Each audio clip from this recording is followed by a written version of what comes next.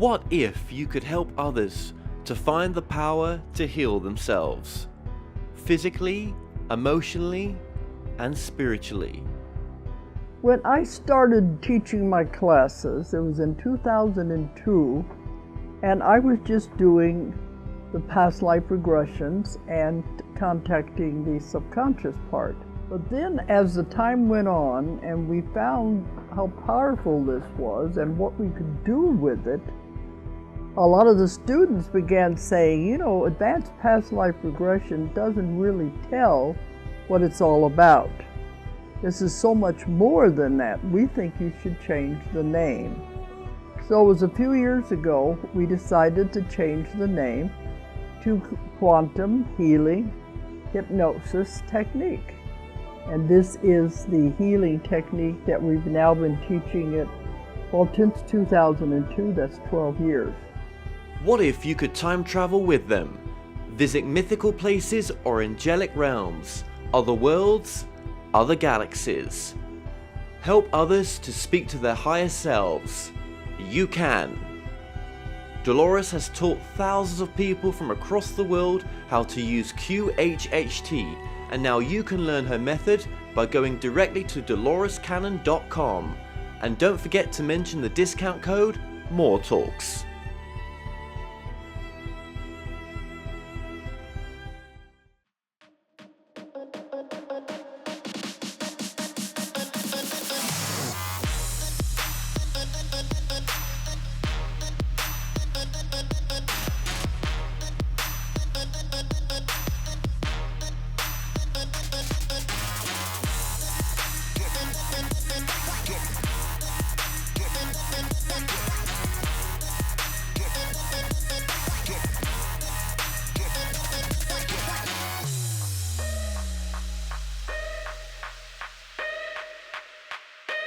Hi guys, and welcome to another edition of The Kevin Moore Show.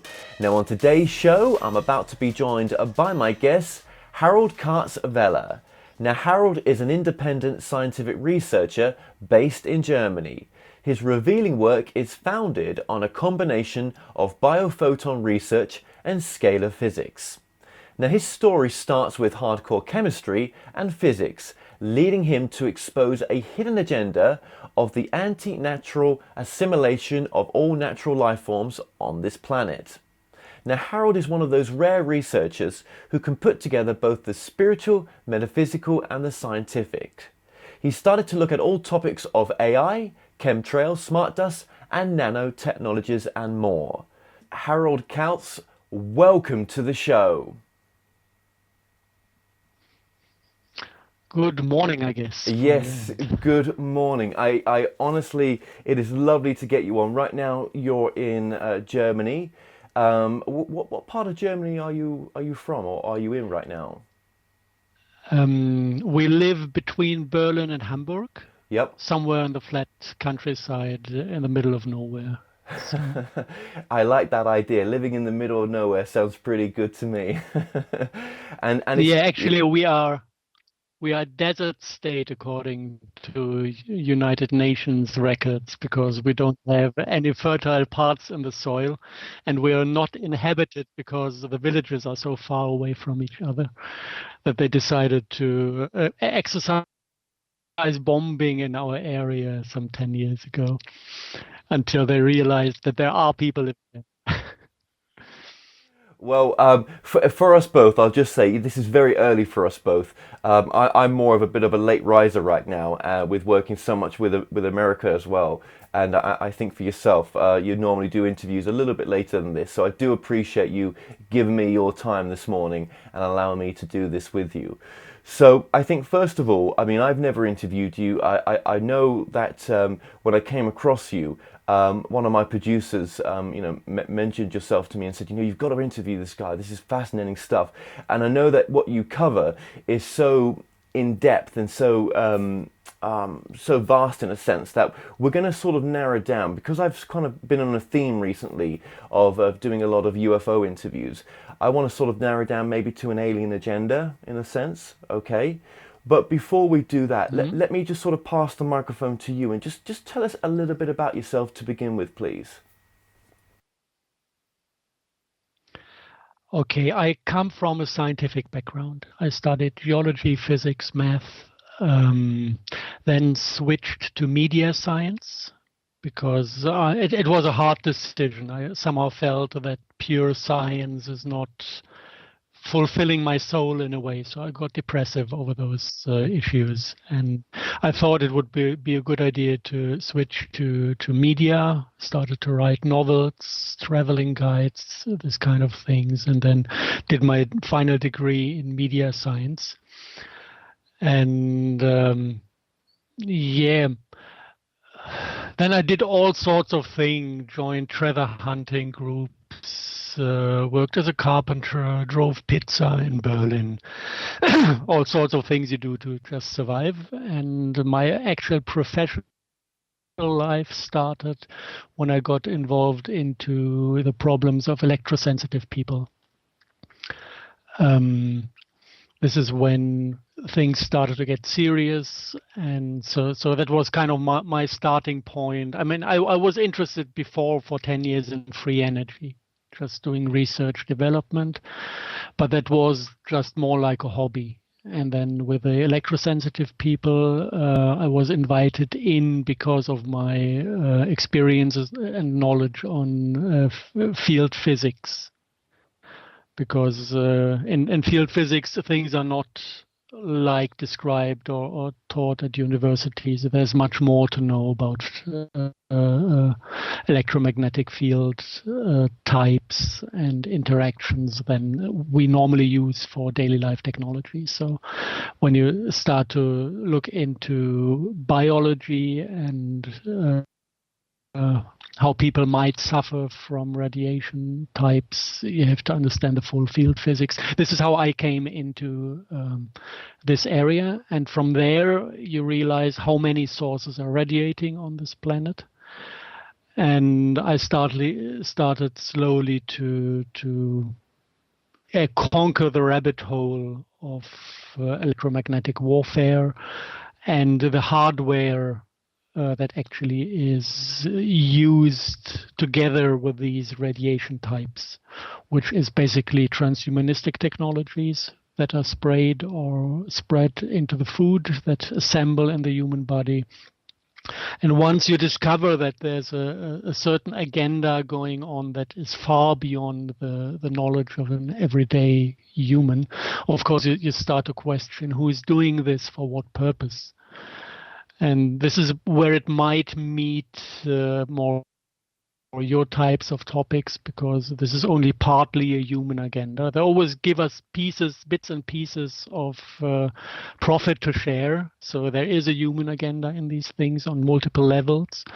But the core agenda, the core plot dates back earlier, before humans became a technological race. So there's quite a bit of manipulation and multidimensional setups involved into this. And for me, kind of the big plot we are facing on this planet now is an external attempt to get rid of the human souls and turn humanity into a bunch of biorobots. So this is one plot, and the other plot that comes on the divine end is to prevent that from happening. Okay. And help humanity to get back to her real spiritual existence, abilities, full set. Well, thank you so much for summing that up there. So, yes, so you did start out in science. Would you say then that you're a bit of a self-taught physicist in a sense? I studied 2 years of physics, so I've got all the basics. If you study beyond year 2, you specialize on things. So I basically, I would call myself a full physicist because I learned the basics and I specialized on fields that are not taught in university, which is scalar physics. So I can compete with any other physicist, and mainly they are then stunned with an open mouth and don't don't know what to say anymore, not the other way around. So yes, I am a physicist. Yeah, because without diploma. Without diploma, yeah, because I've come across physicists that on that third year where they went to, for example, a semiconductor physicist, they specialize just in semiconductors, or there'll be other physicists that specialize just in. I never knew that until recently, that physicists, will on their final year specialize in only a certain something, and they become specialist in that particular field. Okay, so you've got a bit of a rounded perception here as well, but you've also sort of embraced the spiritual side as well. That also came into your work. Definitely. I mean, this is happening on private level, since I can think that I'm interested in discovering my full potential in a way. I grew up rather without emotion in my system, so from the very beginning it was reconquering my emotional body and deblocking all the traumata set. And this is kind of just my personal journey in a way. And but at a certain point it collided with a field of research, and that actually was when I came across the thing that is described as co-opted insects in NASA papers. This is when you look into the theory and practice of smart dust application. You've got a field of various nanoparticles with the ability to carry artificial intelligence, basically a hoovering cloud computer in a dust cloud. And part of that technological concept is named as co-opted insects. And if you research the transhumanistic technologies in detail and you go into Morgellon research, you realize actually that Morgellons are basically fungi that are combined with a secondary genetic cluster that they multiply with them. This is an ability of fungi that exists also in nature. You have fungi that eat insects and then they build a fruiting body in the form of an insect. So they use the insect DNA to morph, to create the morphogenesis of their mushroom in a way. So these Morgellons that are definitely artificial in design, it's a lab creation in a way. They carry a secondary genetic cluster that creates hybrids of human and insect DNA that then actually detach from the fruiting body and have the ability, because of the high percentage of human DNA within their setup, they can attach to the human body, and they become something like a demon taking possession of a human. And this is in NASA terminology. There's one paper on the future of warfare where this is not described but named. This is what they call co-opted insects. And if you are sensitive yourself and you have trained yourself in internal observation of your own system, and suddenly you've got a demon attaching to some of your organs or traveling around in your body, you realize what's happening. You can see the entities, you can feel the entities, and this is kind of where the fields crossed each other. The personal stuff of healing myself and developing my full potential, and realizing that there are alien entities interfering with the spiritual internal sphere of humanity. So you feel that, okay, so trying to keep up with you here, you feel that, as you've just said in that last few seconds there, that there is some sort of agenda from some sort of beings elsewhere that sometimes interfere with humans, the human evolution. Why would something else, if you want to call it alien, that's just the word we're using right now, but if you wanted to call it that, why would that want to interfere with our evolution? How would that help them? Okay, this is a very big and old story.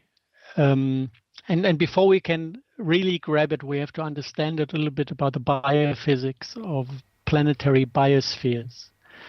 If you look at the human setup, you've got the human consciousness. Just imagine the the human spirit as a toroidal field. Sure.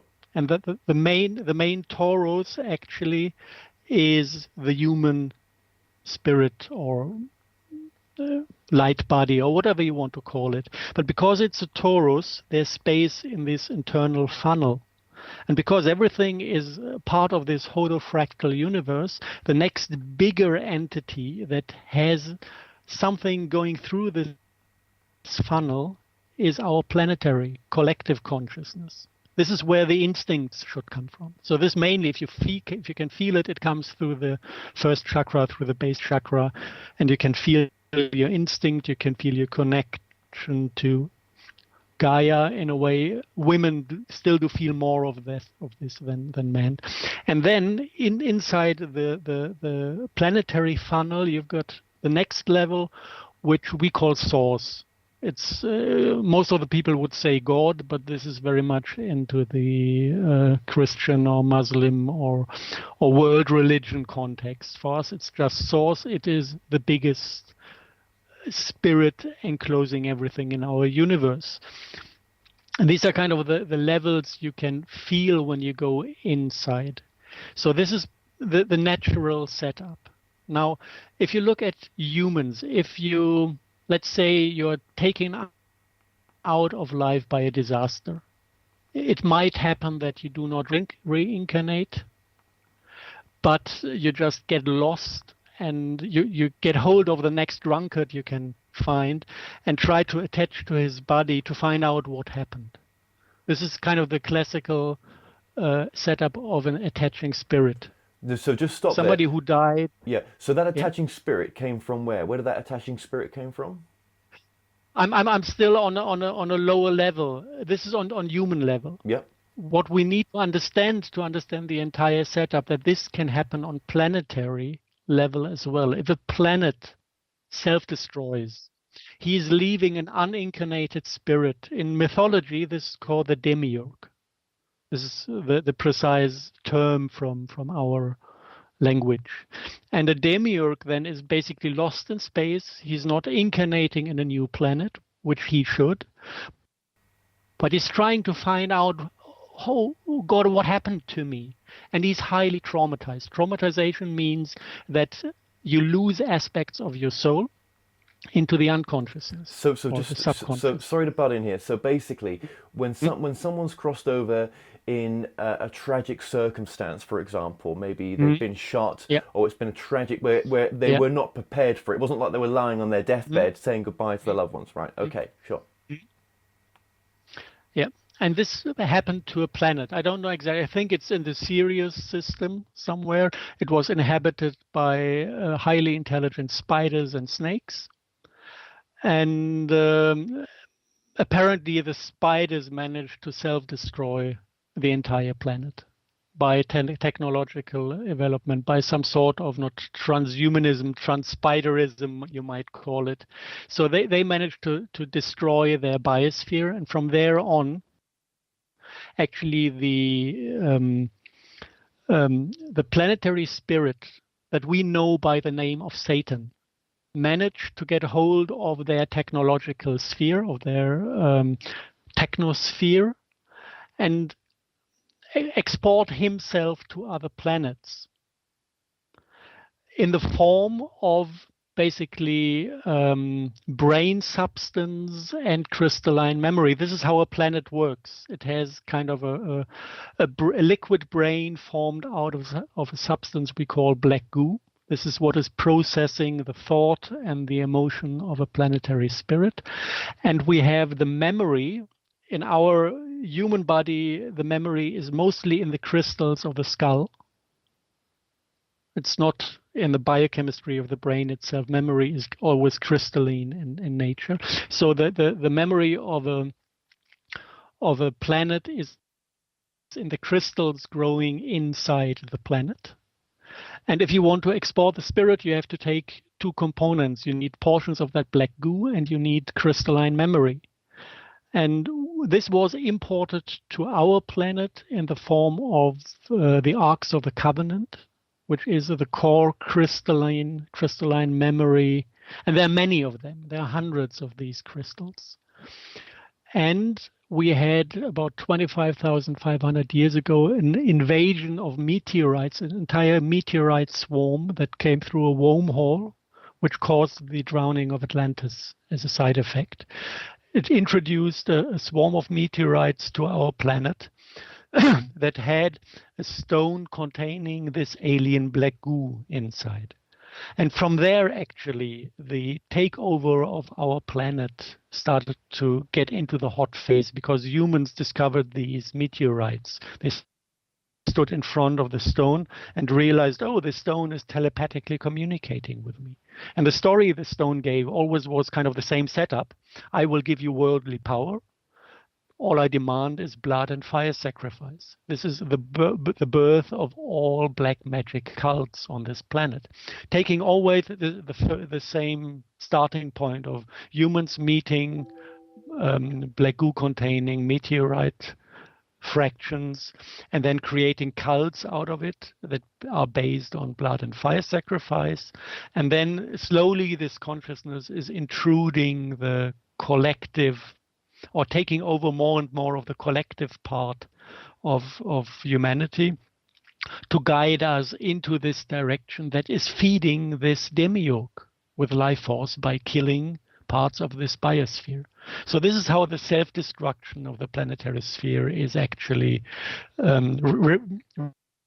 reproducing, restaging itself, which again 100% follows the patterns of restaging in individual psychology. If I have a trauma, if I've been raped as a baby and I don't have full memory of what actually happened, I will abuse my own children to revive that trauma, to understand what happened to me as an attempt to heal. But this entity, this demiurge, was far beyond the ability of self-healing anymore. It was just going from planet to planet to planet, restaging and adding on top of it more trauma, more trauma, more trauma, getting less and less emotional, more and more mental. And this is actually how the entire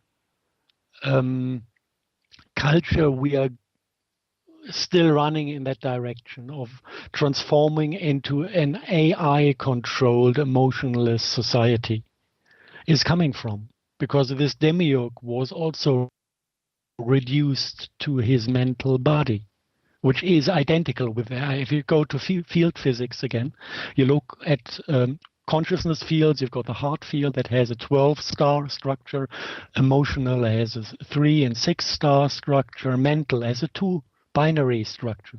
Up, down, left, right, good, evil, this is thought, it's binary. And it's identical with the plus minus of AI, of computing. So this is where things meet. It's not that humanity invented computers. It is that something that is on the level of an AI convinced us and taught us to create a technosphere for this demiurge to be hosted in. And he is delivering AI as a service to humanity, because this is always what you get if you're dealing with demons and Satan. You always make a deal. You give something, you take something. This is how it works. So it's not our achievement that we are the big guys who build computers. We are actually serving an evil entity, evil in the sense of something that is trying to restage disaster in a completely hopeless scenario, just multiplying pain. This is what I call evil at that point. There is no evil intent on the highest level. On the highest level, if you look at things, it's always about the possible or impossible attempt to heal. In this case, impossible.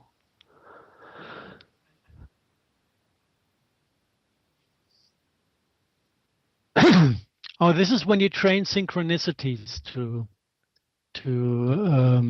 take place. It starts when you start reading signs.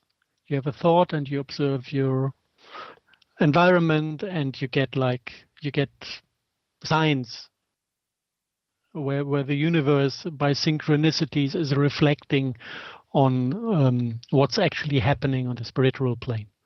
For example, I remember the treasure hunter I used to spend a couple of years with. He was really an evil-minded person in a way. bad guy, but spiritual powers, and he pulled me into some of the abilities, and at a certain point we separated because I didn't want to carry this bad part that he was carrying. So we split.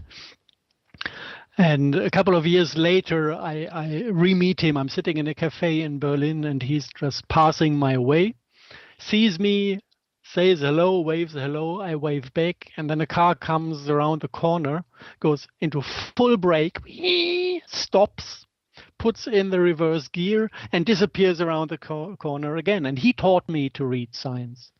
Yeah, and he just saw that car taking a full gear back, re-escaping from that situation. And I just grinned at him because I could tell him just by one look, do you see the sign? You taught me how to read signs. This car definitely just told me that you are not re-entering my life at that point.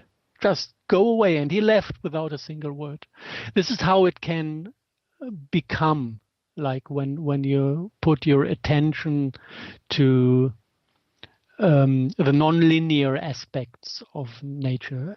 Reality always follows your intention and your attention. So if you expect non-linear interaction, what you get is non-linear interaction. If you expect causal interaction, all you manage to do is what you do with your own hands, what you manage other people to do on your command. This is how other people try to manage their lives. So back to your question, I was expecting synchronicities. So at a certain point in my research, suddenly all sorts of people started to send probes of alien black goo and Earth-type black goo to my address. Out of nowhere, I didn't ask them. I didn't even have the topic on my mind.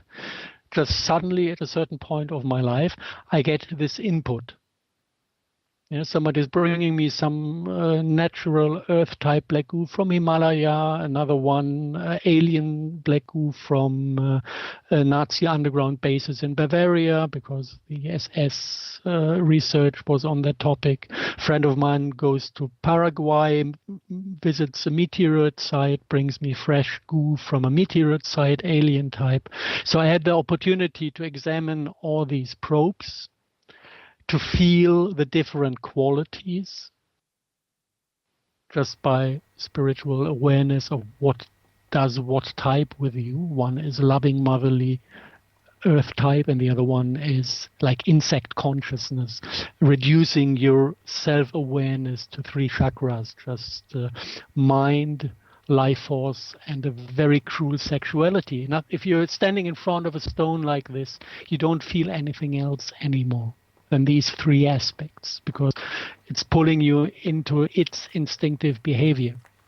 So this is how I learned about things. So how do you stay in control of your life then? If these aspects are out there, I still feel that I'm in control of my reality in a sense. I feel like I'm mastering it more every day in a sense. And as you said there, we do, in a sense, create our reality. So how do we heal past the information that you're giving us then? I mean, if there is some truth in what you're saying, we don't have to go, we can still live our best version of our life, can't we? We are not, there's nothing above us that's saying, it's all negative. I feel like I live in a very positive world. In many respects, and I feel like every day, I'm on some sort of healing journey to better myself, and with the guests that I get on as well, we are in control of our destiny. That's my point here. Absolutely. For me, it has only a few components. One important thing is that I stay in this state of love for myself.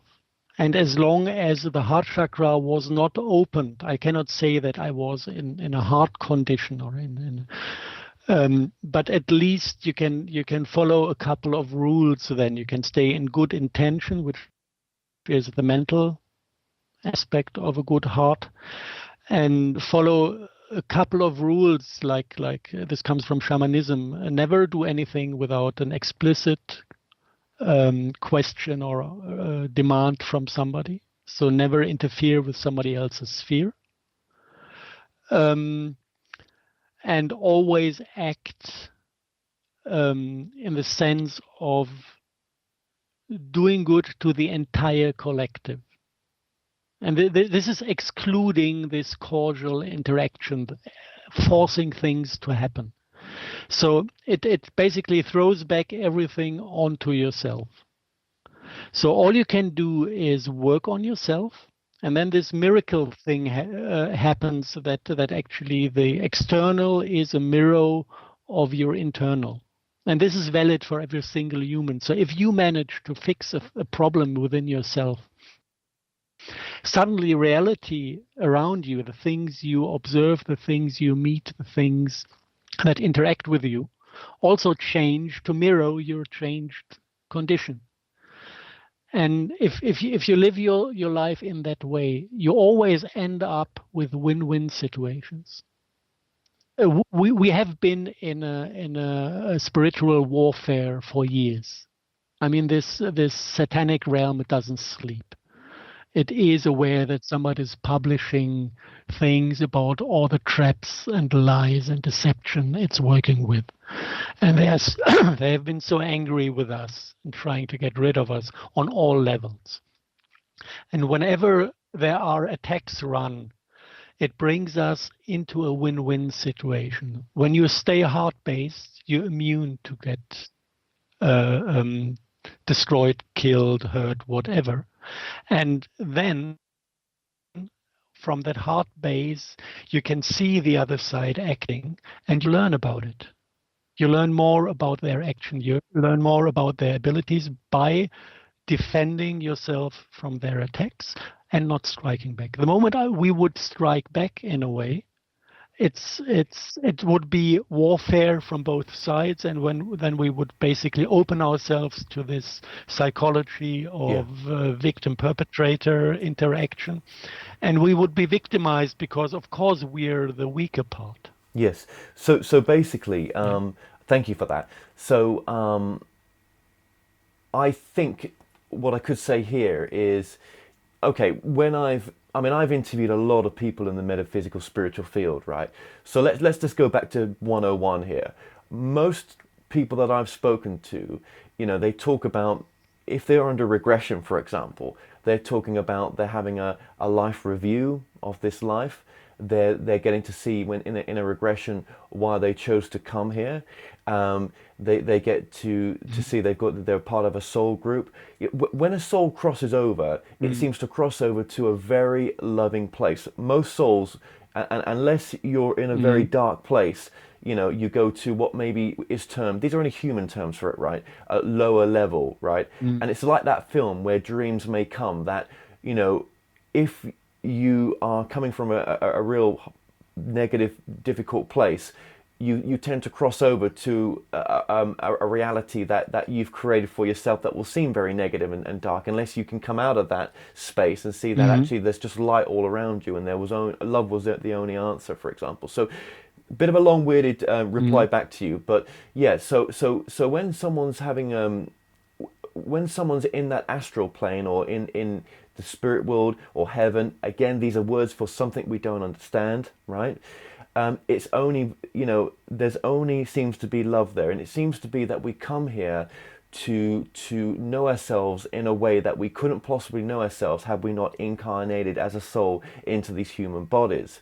So if that is the case, then we must know before we incarnate here that we're going into duality, where there is the good and the bad, and that there is these negative forces around us, right? So we can't be going in blind, is my point. A lot of things on that plane are manipulated. Not all souls that are here are voluntarily here. We are in a prison, on a prison planet. This has been enclosed 25,500 years ago when this huge amount of black goo arrived. All the other entities around us declared quarantine on this planet. Nobody's allowed to go in to interfere, and this was for a purpose. It's like a lab situation. This demiurge is attacking another planet. The moment it attacks, everybody else around is hoping that this civilization finds an antidote to the problem that is existing in the creation, which is the existence. Yep.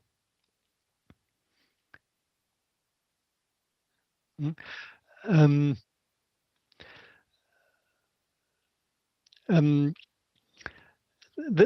there's a difference in our realities. We try to fix things on the material plane. On the spiritual realm, it is all about qualities and experience and about spiritual growth. And spiritual growth doesn't need to be accomplished as a mass effect. It needs the quality in a single individual to be able to upload it to the collective. And then the ability and the growth is available for the entire collective. And this is how the spiritual realms interact also with our planet. They saw, okay, now this demiurge entity that defeated every single planet it went to and killed it is attacking the next planet. Let's hope and pray that these species on the planet will have the ability to develop an antidote.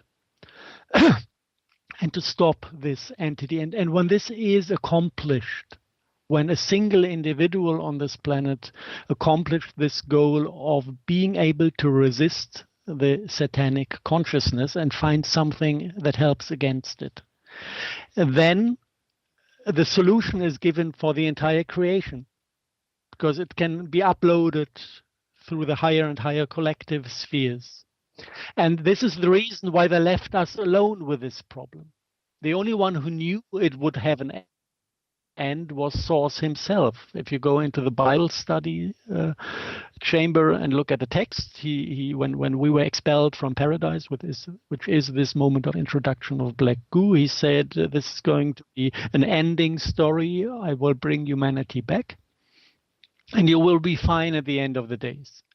He promised that we will manage to do it, but then we were left alone to manage to do it. And this is actually the plot that is unfolding in the recent days, that humanity came to the point where it found the antidote against the demiurge. The demiurge has been removed from the sphere 2 years ago. And now, while the source of this evil of duality is out of the game, we slowly come back to senses. This is what's happening in the moment. So slowly, this is what apocalypse means. Things are becoming, it was all hidden in deception. And now suddenly, once the demiurge is gone, things come into consciousness again. People regain the ability to perceive the entities attached to him. So how has the demigod gone, in a sense? When did that happen, do you feel? Why did that happen? What changed in us for that to happen? Someone on this plane managed to find the antidote. Was that someone like Christ? Was that someone like Christ, or? I don't know. Yeah, maybe. I mean, it's all about the second appearance of Christ. Right. You know, yeah. So maybe he's already here, and he just did it, and he realized if he would reveal himself. I mean, I'm just putting that out there. I mean, you know, I don't know. Yeah, no. I mean, No. I don't look to Christ for my savior. Let's not go. Even if I wouldn't know who it is, I wouldn't tell. Because, you know, these things happen on the spiritual plane, and there's no what the church did, this worldly cult about a person. It's only destructive. It doesn't help anything. Well, it's no, putting people in victim role. Exactly, Christ could have been a bit of an arsehole. Let's face it, he could have been, and portrayed to be something he wasn't. I bet he was a nice guy. He was chasing demons all his life. So I guess he got the main message and the most important things of life. Yeah, he may have got that, but what I'm saying is we don't know. He may have been bringing some beautiful information through, but the way he treated others and everything, we don't know if that documentation is true, do we? Do you know what I mean? That's what I'm saying.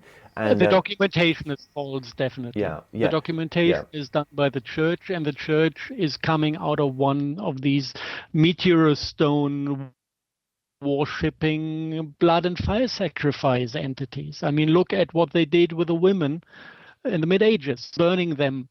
Yeah, this is fire sacrifice. This is satanic.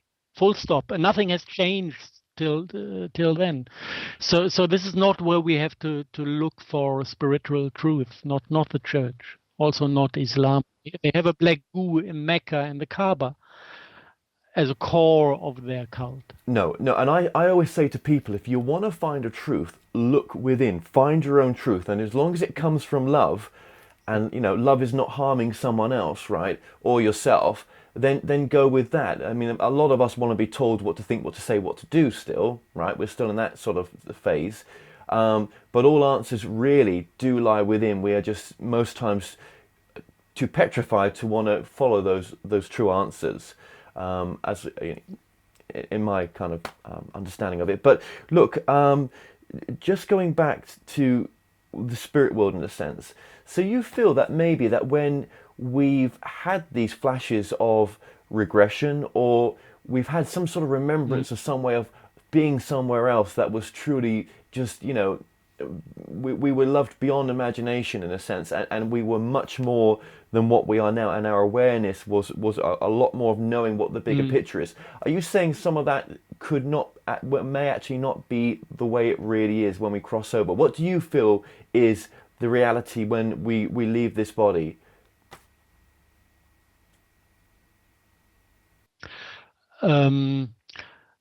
It goes in step. I haven't been out far. I mean, what I traveled a bit is the astral realm, and this is a space that is in war like our space is. The astral realm is completely inhabited with the beings that were once attached to the demiurge.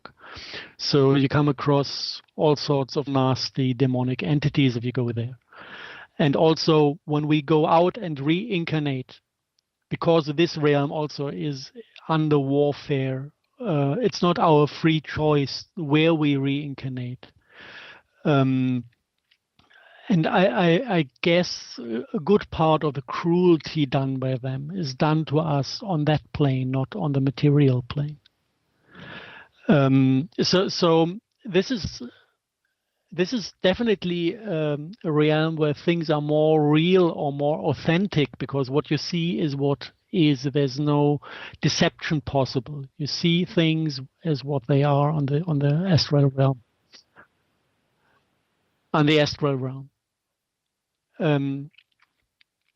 So if it's a demon, it's a demon. If the demon is getting hold of a human that comes to you as the friendly tradesman, deception is possible. Yeah, on the astral realm, all you see is signatures, and a signature that never lies. You see the signature of a being. They can change their outer appearance, like get bigger or smaller or whatever. This is possible. Or they can, maybe deception. I've got the feeling many of the supportive spirits you can talk to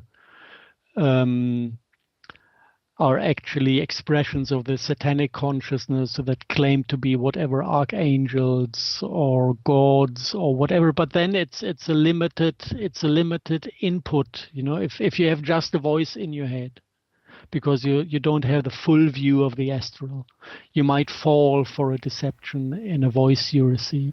But in that deception, right? So I just got to say, in that deception, all that's coming through, if it is a deception, is just love. I mean, it's just loving advice. It's caring. It's almost like a life coach. It's life coaching advice when that comes through sometimes. But this is only through the internal funnel of your heart. This is something you can definitely rely on if you go to the inside and you basically read your own heart, and you read the Gaia funnel, which is communication with the planet, or you read the source, which is communication with the divine. In this direction, all you receive and all you see is pure love. This is true. but it's not the same as going to the astral plane. The astral plane is actually a non-local space around us, where everything is more.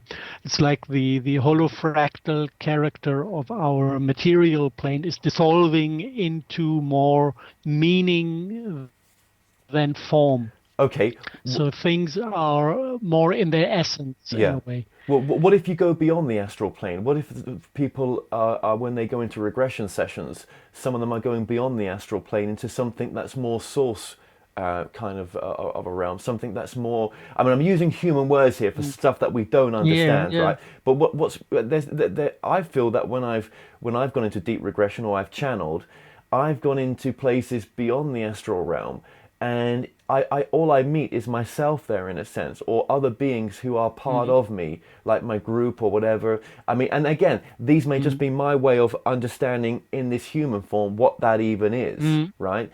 But I've never found it to be nothing but empowering, helpful. But do I listen? Do I listen? Not always. No, not always.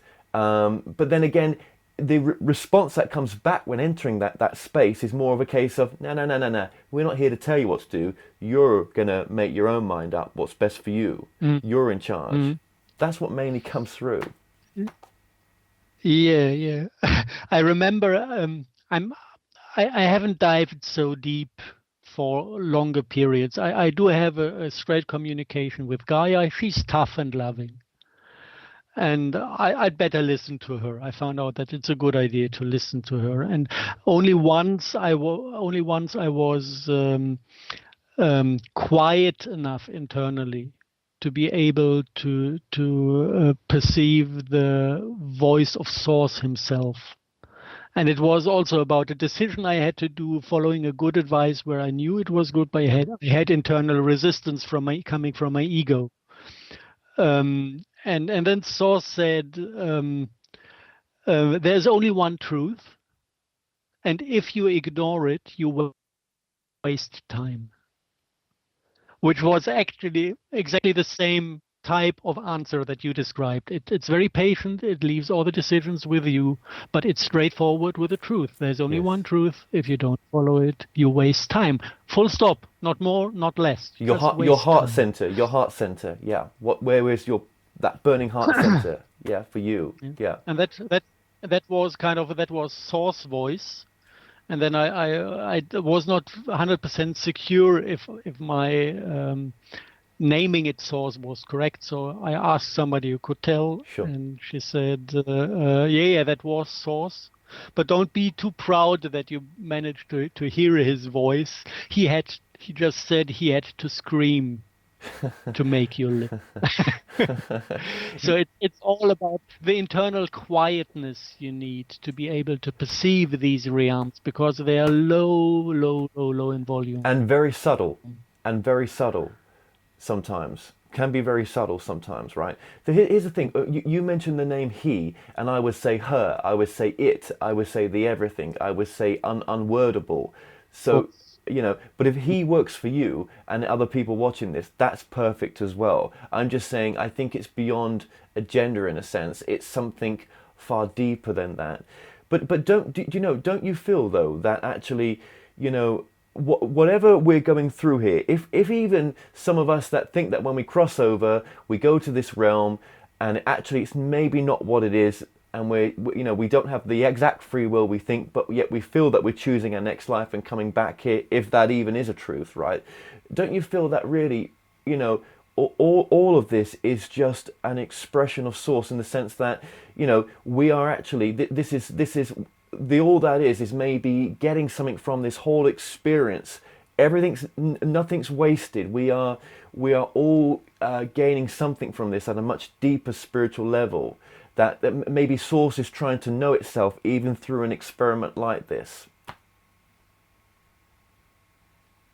This is the basic concept of this creation. I know somebody who said, I want to feel what Source feels, or what sources he was expecting many sources to be in the multiverse, and he wanted to know how it feels like to be a god. very ego-driven demand. And the experience was given to him, and he was thrown into the void. Complete nothing. And he was, for a while, he was actually with a feeling to go crazy in the void. Like people, when you put them into a dark water tank, it's nice for a couple of minutes, and then the void is driving you mad. And then he realized that he did have the ability to imagine realities within himself. So he started to create a world within himself to not go mad in the void.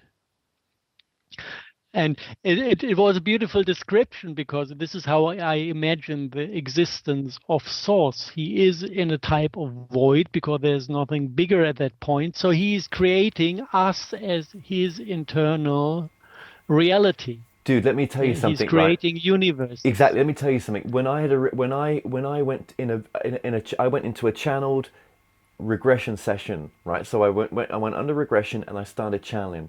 And what I got to see, I got to experience what Source might feel like. And you know what I discovered was I was in this void of nothingness, right? Absolute nothingness. And Source had given its life for us to have the experience of all the multiverses and everything that's within those multiverses. And it had given itself so that in the end, all those multiverses, the souls from them, could recombine back together, and in the end, in some unfathomable amount of beyond time expression, would come back to know itself. But it would never be the source that gave its life. It would be this new version with all these new ideas about itself. So, but it gave its existence for us to have that. And the void of nothingness, because the void, to me, it was showing me that this is what it was like when Source was on its own. It was without nothing. It just knew itself, but there was no one to share it with, in a sense. Yeah. There was no way for it to know itself deeper. It's funny you say that. I had that experience. Yeah, so just wanted to share that with you. Yeah, it's a bit more complex, because the source system is a 12-star system. And the material plane that it created is a 5-star system. And between the 12 and the 5, there's no resonance. This is why the 5-star pentagram is kind of the symbol of the dark, because they are consciousness that derived itself from the material in a way. It's non-connected to the source system. This was actually meant to be the core structure of the material plane. Like if you look at our solar system and analyze the harmonics and subharmonics of the planetary motion patterns, it's all based on the 5-star. Yeah, just let the planets draw lines, you will see the 5-star rotating in our solar system. So this is kind of the basic. It's also call it, if you want to, duality between the spiritual realm and the material plane. It's 12-star, 5-star without internal resonance that makes it possible for consciousness to experience material plane as something alien. Yeah, this is kind of one core setup that we have. But if you look into our chakra system and the symmetries of the mandala standing in our chakras, you realize that our spirit is from the 12-star. So we are part of the divine consciousness, a sub-aspect of the divine consciousness by definition of symmetries. Yeah. Experiencing the material plane as the world we live in. So it all kind of it adds up nicely. It all makes sense. Thank you for what you're describing there as well. Well, when it comes to channeling, look, I mean, I've just done a documentary which gets released this year. I got to interview 85 channelers across the world, right? And I found in that experience the problem mainly was how centered, how heart-based is that channeler, because that channeler that's bringing that information through, they can distort that information. The human self can, right? And also, I also found as well that no matter what a shit the human being was and what crap he'd done in his life, when he was ready to be open, something loving can come through. But that doesn't mean that the human being is that brings it through is learning anything from it. Sometimes, yes, it's helping the people around him or her, but then also, if that human being is a bit uncentered, you know, we have to go back to trying to just feel heart-centered about what the message is coming through. I think sometimes channeling for people can be a lesson in discernment for them, right? Because that's just one way they get to learn discernment. And I believe that sometimes what comes through is absolute love and it only wants to help. But I know you've got a different take on channeling, so I just want to hear that.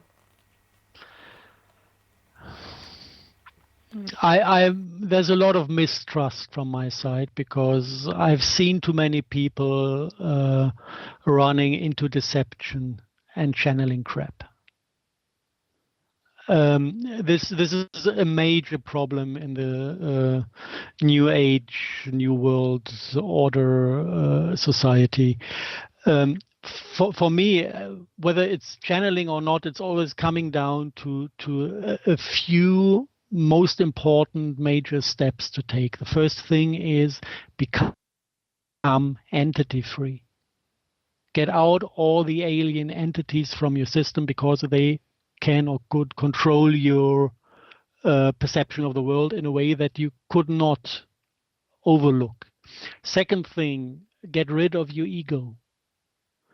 To give you a precise definition of ego, of what ego is not only the voice in the head. This is a part of the ego. It's kind of the identification with the mental field is the first point to crack. But then even if that is cracked, you do have a binary interaction between mental and emotional field that is bypassing the heart. That is also ego. You've got all these, normally you have kind of the dominance of the mental field struggling with the dominance of the emotional body. And this, when he's on his own, the emotional body, he dissolves reality in this drama triangle pattern of victim, perpetrator, rescuer, emotionally. And then you have this straight interaction between the mental ego, the voice in the head trying to deal with this drama happening in his lower intestines. And this is all together forming what I would call ego, which per definition is consciousness, excluding the heart chakra. If you manage to revive your heart chakra in a way that it reconquers all aspects. It reconquers your ability to think. That is then not happening in the head anymore, but happening, the voice is in the heart. And if it reconquers your emotional ability, which means that you feel everything with your entire sphere, everything is centered again, everything is fully there and again, then consider channeling. Because until this point is reached, you're vulnerable to be decepted by whatever is on the other side. But I will say this as well, that I came across some very good channelers, and the message that mainly came through these channels was all in common. It was like being a life coach. It was like, you have the answers. You are your own power. You are magnificent. Yep. You are loved. You're here to help others. And when I heard these beautiful messages coming from some of these channelers, I was like, well, you know what? I've done my job in a sense, because that can only be empowering to people. There's nothing depowering about that, right? And when you look at channelers like Edgar Casey, who brought through all those 15,000 readings, where 10,000 were, readings of health, and now people still go to the Casey Center with the same issues in life they've got, and they'll find a reading which is similar, and it's still helping them. That was a great channel that left a body of work that's still helpful and accessible to us now. Yeah. But I hear what you're saying. I have I've got great respect towards Edgar Casey. He was really extraordinary good. I don't say, But he was in real service to the people who met. And I've seen so many others who channel because of the attention their ego gets from others. Yeah. And where it starts to get a little bit fringe and vulnerable to deception from sources, because I mean, I went through all these experiences. I remember at a certain point, I cleared my lower chakras. This is how it works. You clear your lower chakras first, and then you can be empathic on full level, and you can read the emotion of everybody else like an open book, because empathy works. You can develop your empathy as far as you can feel yourself, of course, because yourself is the resonant antenna. And then the struggle is higher to the higher chakras. And then it's like the heart first is the question whether you have the guts to go forwards, or whether you rest on your fully developed abilities and stop working on yourself. And then when it comes to the higher chakra, it's all about arrogance and thinking that you are the great one now that can handle everybody else. And I exactly remember the setup, how this approached my system. I was giving a seminar for first a lecture for everybody, and then next days it started with personal sessions for individuals.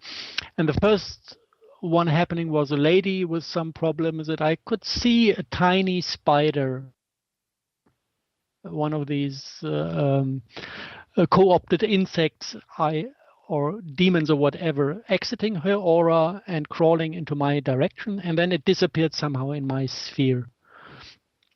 I didn't feel it entering. It must have spotted a weak spot in my still ego-based system. And it went in. And then the second session was so incredible.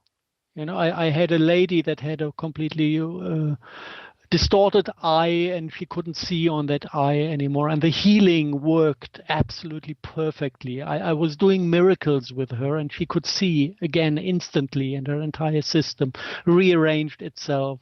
And I was like, wow, you know, proud of myself. Finally, you got the healing bit correct. And then the next one came, and whatever happened on those days, it was just like playing tennis, you know, buff, everything worked out.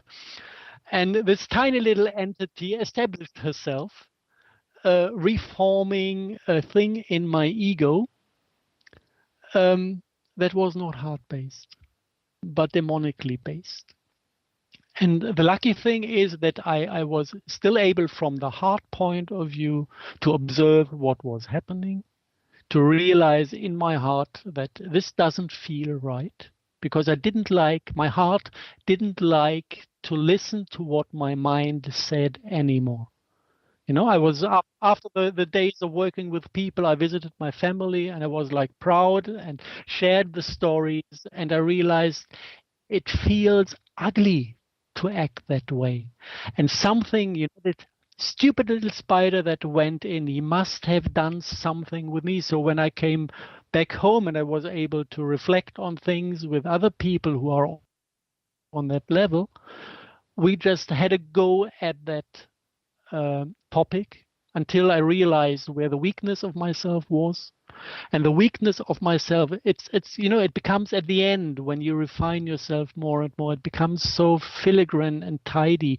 The weak spot I had actually was that I was insecure during the session, and I was judging myself while I was healing. I was in the interaction was fine, but a little part of myself was split away to the side, observing my behavior and judging it. And just the act of judging myself was the weak spot of ego that made it possible for this entity to enter my mind at that point. If I wouldn't be judging at that point. So it's nothing of this is evil anymore, but it's ego.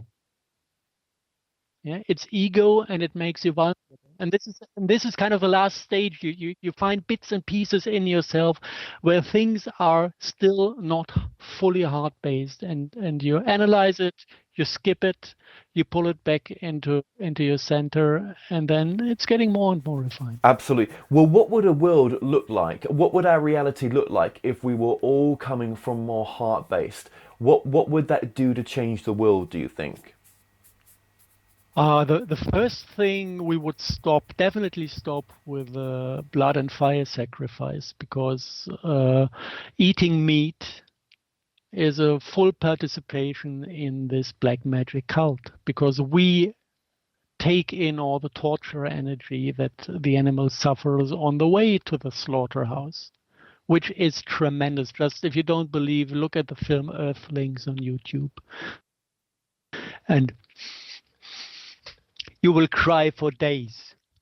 What we are doing to our biosphere is so incredible. And I can't even talk about it without going into that emotion. And this would be the first thing that would change. If you are in a state of empathy, you cannot be cruel anymore, because what you do to others, you do to yourself. So that would end immediately the entire destruction of the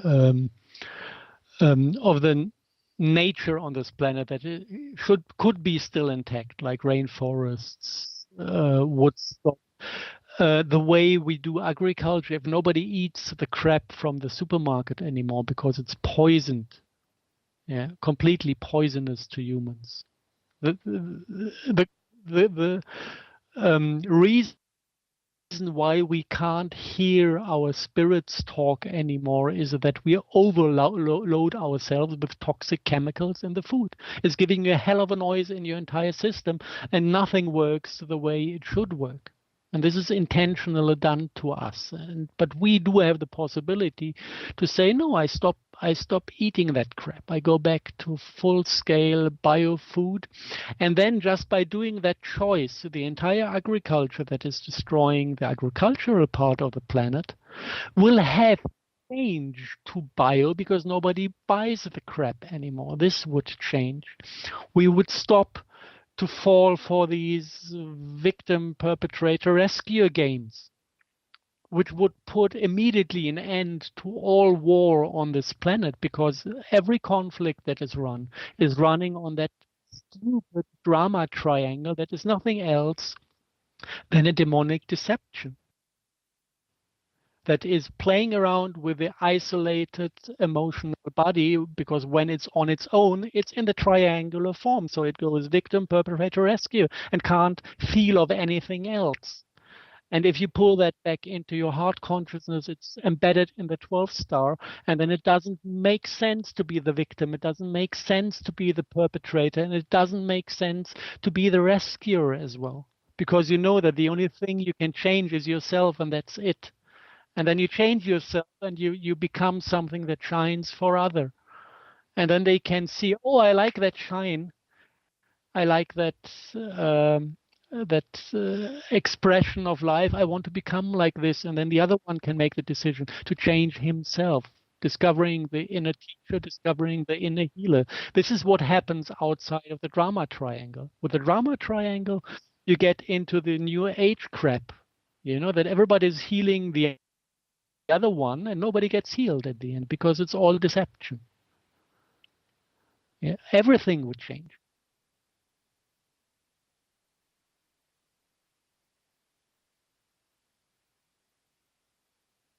Person A healing person B.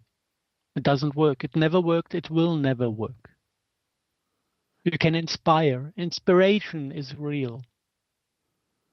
To give you maybe little examples how inspiration works. I remember one evening lecture, and I remember two people after the lecture coming to talk to me in private. The first one was a lady. She said, actually, I came with 1,000 questions I had. And when I entered the room, all my heart told me to do was, I was sitting with a chair to the wall.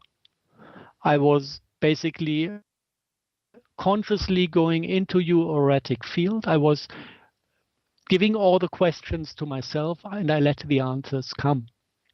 And she sat there, she said, and she was crying for 2.5 hours. And when I was done with my lecture, she was done with her questions. She didn't get a single word of what I said. She just used being close to me physically to perceive the inspiration, to update herself by going through her own processes on her own. Beautiful. Yeah? And she just came to say thank you. And then the other one, it was an older lady, a typical New Age healer, lady in the 50s, a bit too chubby, and a young woman from Sri Lanka. Beautiful, good energy. And the old lady talked to me in the name of the young one. Yeah, my friend has a problem. First thing for me was to say, who are you? If she has a problem, please, she talks to me. Because if she doesn't talk, I have no permission to act.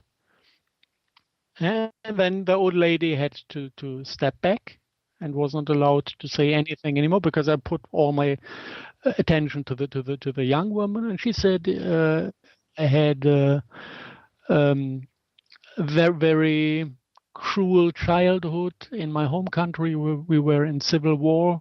3/4 of my family got killed in the most cruel ways you can imagine. I was witnessing it all. And I had the luck to survive by fleeing to Germany. But there's still a lot of trauma and issues on the family level of the spiritual world. And I just looked at her and I told her, as it looks like you're carrying the burden for your entire family. And I asked her, do you feel that you are strong enough to carry this burden? Because apparently you agreed to take it over and survive. Do you feel strong enough to carry it? Whoosh. And she opened up like a blossom and she realized I'm strong enough. Problem gone. Yeah? Yeah. Instead of struggling in the victim role, oh, what happened to me? What happened to me? Whoosh. Yeah? Yeah. Here I stand because I could see that she had the ability to carry and dissolve all this for her family. Yes, yes. So why should she be in a victim role? Yes. She's in Germany, she's fine, she survived, she can do it. Exactly. And the second thing was, and when I came here, I was so insecure, I didn't know the language, so I fell for a guy that went into abusive patterns. Yeah, right, and I'm still struggling to get free from this relationship. Yeah. And while she was telling this, you could clearly see her voice breaking away into this victim again, into this victim voice thing. Mm-hmm. And all I had to do is, there it is. Mm-hmm. Do you recognize the victim in your voice? Mm-hmm. Do you really want to live this? Mm-hmm. It's your choice. If you want to live this, live it. Mm-hmm. If you don't want to live it, go out of the drama train. Full stop. Yep. And there was nothing more to say to this girl. No. To just give her the power from inside to completely stand up into self-responsibility. What was I saying to you? My support for people doing that. You know, if you can get that life coach and take responsibility, give that energy back to someone else as to take responsibility. You know, whether that comes from a channeled entity, whether that comes from a psychic reading, but if it's that kind of direction where it gives you your power back, which is what we're demonstrating there, isn't that what we're here to do, to be of service to people like that? Yes, it's exactly. But if you look at the realities happening, other things happen. Yes. Like you've got those healers who say, I take away all your pain from you. Bullshit. Yeah. She's there to process it.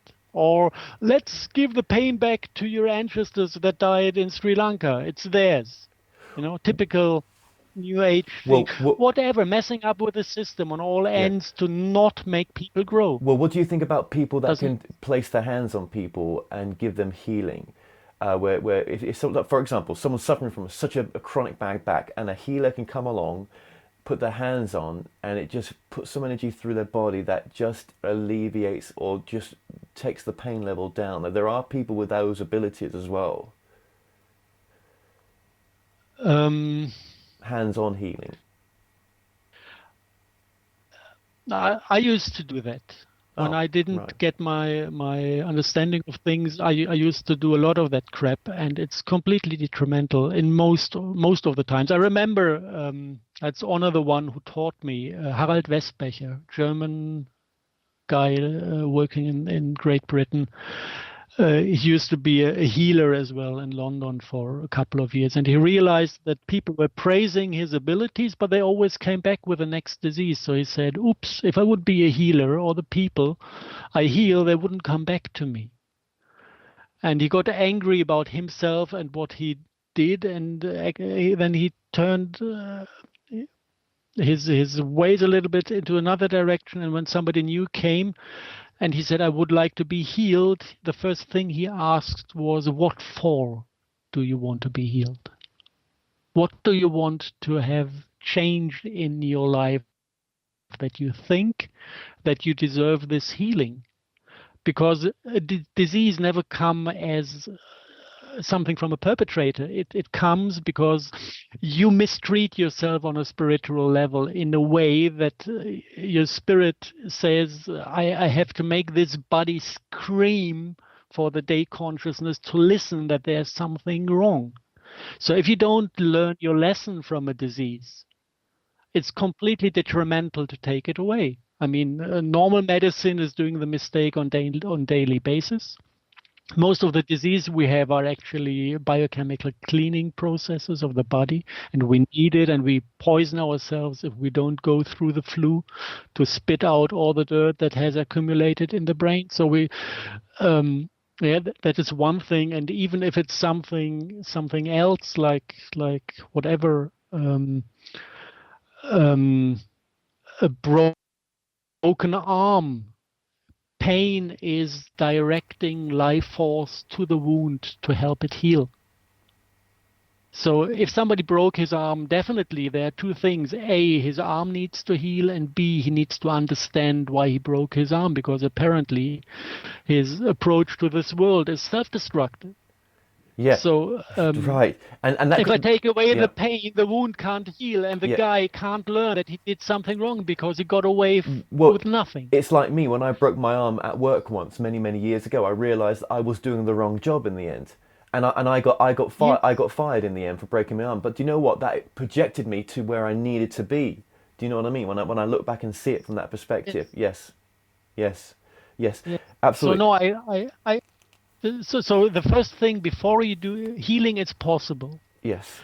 But the one who is healing should be fully aware of the complexity of the disease, and he should make sure that the one who has the disease has learned his lesson to 100%. When the lesson is learned to help the body recover, is absolutely an act of love. You know, this is possible. It's just like, you know, donating a little bit of life force to help the processes go through quicker, save a little bit of time and get a little bit less suffering. But only if the lesson is learned. Absolutely. Then it's okay. Thank you so much for that. Now, obviously, I know we're going over time here a little bit, and I know we're a little bit late with recording this, but I just want to get into just a few things before we go. Okay, so I've met people in my path who you could say have demonic attachments. Now that's, or they've got mental health issues. I would ask you, what is the difference?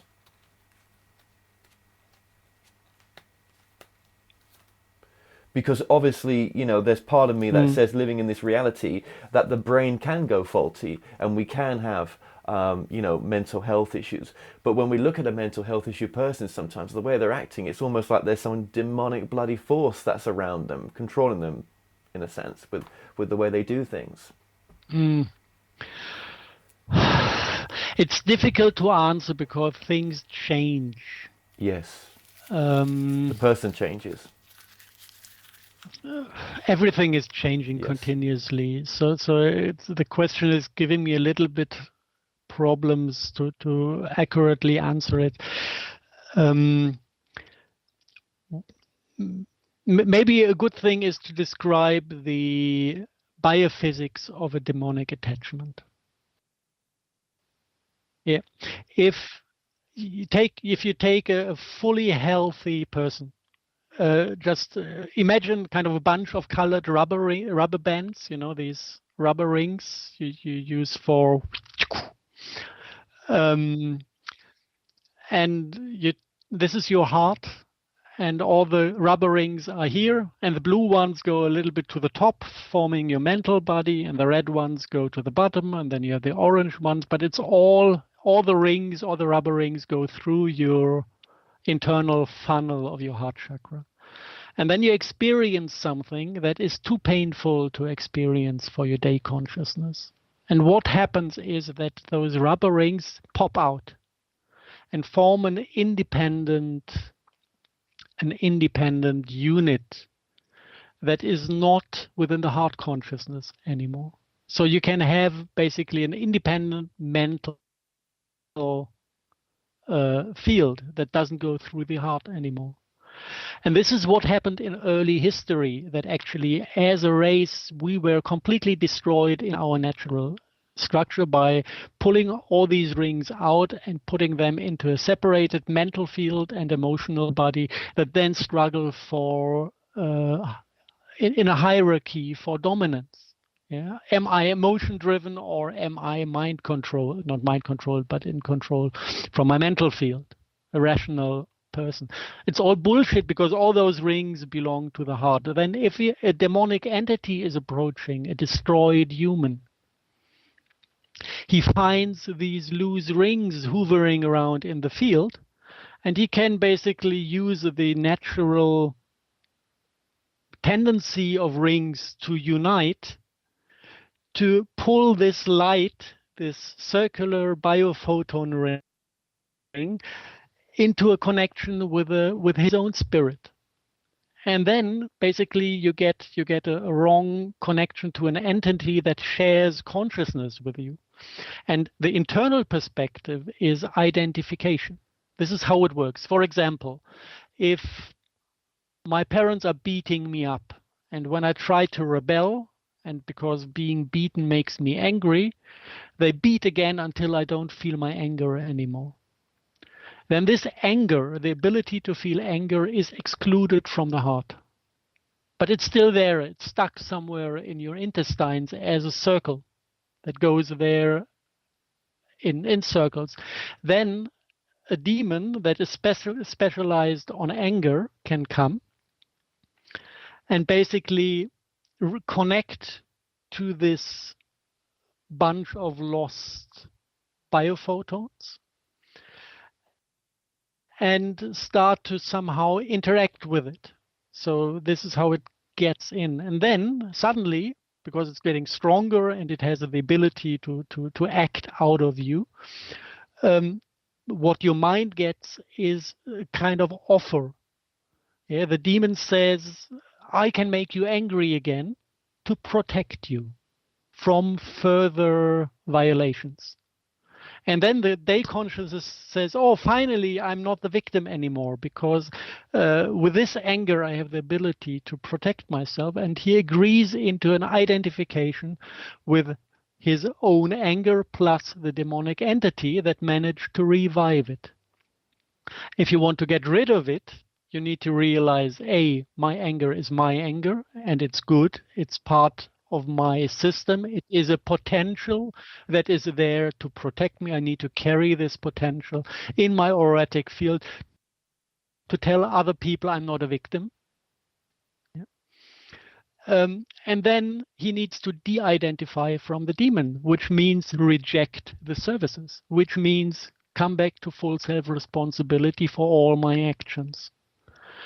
And then you get into this win-win situation when the demon tries to play you,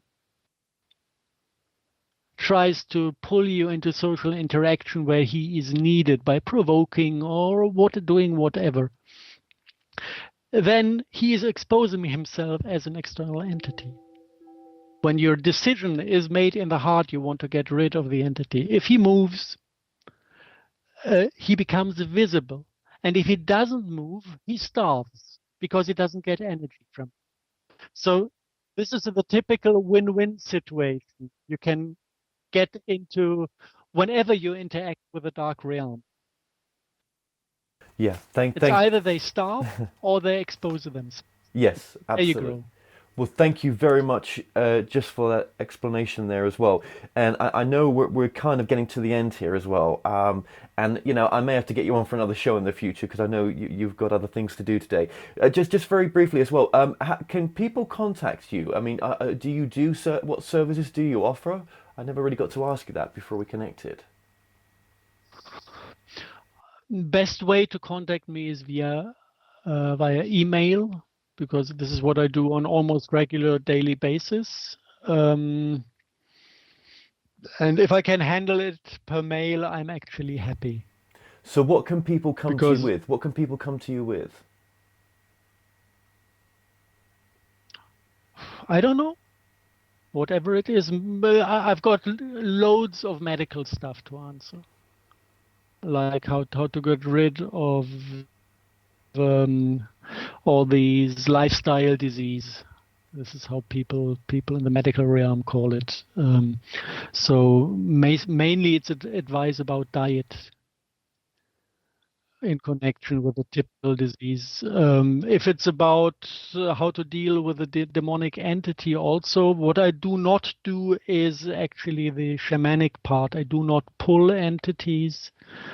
But sometimes it happens that I can redirect people. Most of the time not. I'm not allowed to, but sometimes I have the feeling, okay, let's redirect the one to a capable shaman who can do a service. Mainly just advice where actually the access to self-responsibility lies in one's life, because most of the requests come in the victim state. I need help. Could you please help me? Well, we'll put your email address in the description below, and your website is? I've got two. There's one more scientific, which used to be my former company website. That's aquarius-technologies.de. If you go to Veröffentlichung, publications, you will find all the professional work. And it's not peer-reviewed, but it's in the peer-reviewed format in a way, or quality, or whatever you want to call that. And there's a general information site on the medical things. That's timeloopsolution.com. There you can find a description of the lifestyle disease, how they connect to transhumanism. And the problem is that we did develop remedies to help the body to clear out all that stuff. And they are traded, but we are not allowed to make any advertisements because it does relate to what people call disease, even if it's not a disease. So they regard it as disease, and we're not allowed to sell medication from a legal point. So it's very difficult to name products, and trading companies. I get into legal hell if I do that publicly, but I can do that on email as well. That's no problem. Well, throughout this interview, your websites have been coming up individually on the screen as well, and they're still with us right now. So just to finish this off, just two things just to finish this off. I've got many more questions, but we've run out of time. But so two, and you can be brief about these as well, because maybe in a future interview we'll come into more depth. So don't worry about being brief. But when it comes to the alien agenda, right? Obviously, I've had my own UFO encounter, and you know, my whole family, we can't describe it, we can't even talk about it, right? Because it was so far out there, out of our peripheral of what is reality, right? You know, and many other people have had, you know, abductions, where most times they say those abductions, when they go into regressions, are very positive and loving, right? What is your take on the whole UFO agenda and the whole alien abduction? Till 2 years ago, definitely everybody that was around was part of the satanic agenda as a civilization. They are all basically biobot remains of self-destroyed planets who then are basically hovering through free space and meddling into other planets' affairs, because we did have the quarantine. Everybody that was in line with a divine, with a source agenda, was keeping to this quarantine and did not interfere with us. So till 2 years ago, everything that came in was satanic, and in one or the other way supporting the satanic agenda. I just had personal issues with the Blue Avians, who are very much into transport and application of arcs of the type of the Ark of the Covenant. This was their deal to bring this shit here, and they're still dealing with it. This was my personal encounter with an alien race.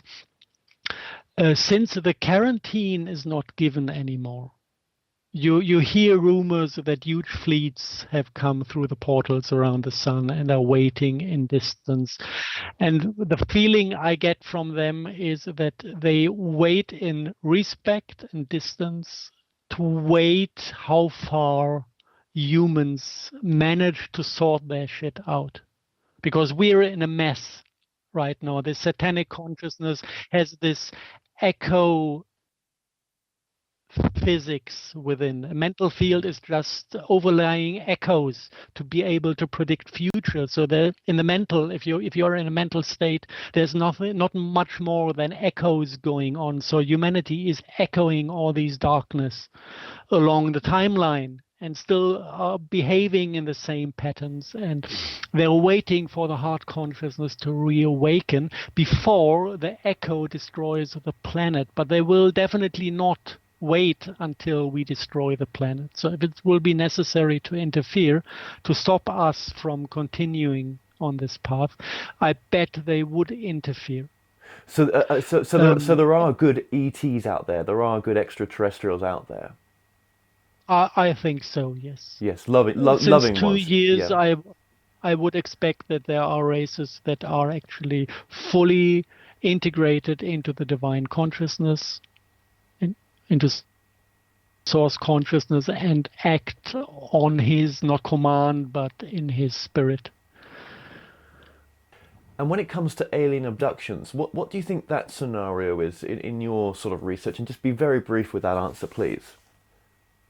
I've got no information from myself. I heard things that I find plausible.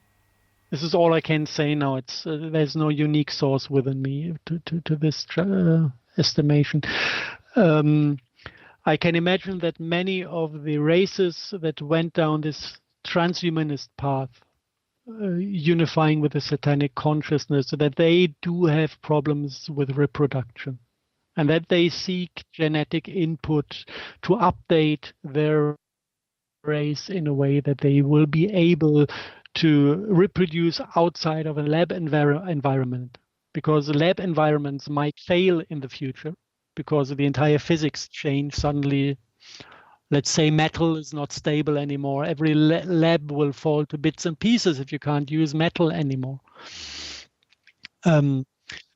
So I guess that there might be races who need a beautiful genetic input, or who are maybe just jealous of some abilities of the human race, so they would like to introduce into their genetics. Yes. Stuff like this is imaginable. Absolutely. Thank you so much for that. And my final question. You mentioned the word snakes and that snake entities and stuff. Maybe at the beginning, my memory's a bit faded right now. What is that sort of snake energy in a sense, if I've got that right? The snake was one of the core archons of the satanic realm, like the highly developed beings within that planet that initially self-destroyed were snakes, spiders, and octopus-like beings. So he brought these animals or habitants of his planetosphere here as demons, and the snakes were the first one that were implemented into the human, fully implemented into the human biology as Kundalini and Tumu snake. This was the origin and the main presence of the satanic consciousness within our mental and emotional body, like the Tumu snake with the head in the first chakra and the Kundalini snake with the head in the back, controlling the most sensitive points in the head area, and both snakes bypassing the stream of life force outside of the heart. This is what basically is the basis of the destruction, what was the basis of the destruction of the human unified consciousness into mental and emotional field, those two snakes. But they lost since the demiurge is gone. His entities dwindle away to nothing. It's not what it used to be anymore. So I'm pretty sure everybody can make his development without being stopped by them anymore. Absolutely. Well, look, Harald, I just want to say it's been an absolute pleasure to have you on. Okay, it really has. For an interview that was unscripted, I think we got into some really interesting areas as well. And I just appreciate your work and what you're doing. And I just thank you very much for coming on. It was a pleasure to me as well. And if you feel like, we can make follow-ups if you like. Thank you, brother, and I'll speak to you soon.